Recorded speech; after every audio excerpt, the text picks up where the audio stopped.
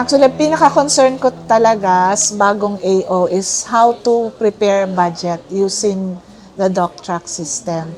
So, pag-enabled na yung feature na encode ng mga bagong budget for 2027. So, diyan ko pa ma-feel kung paano yung DocTrack.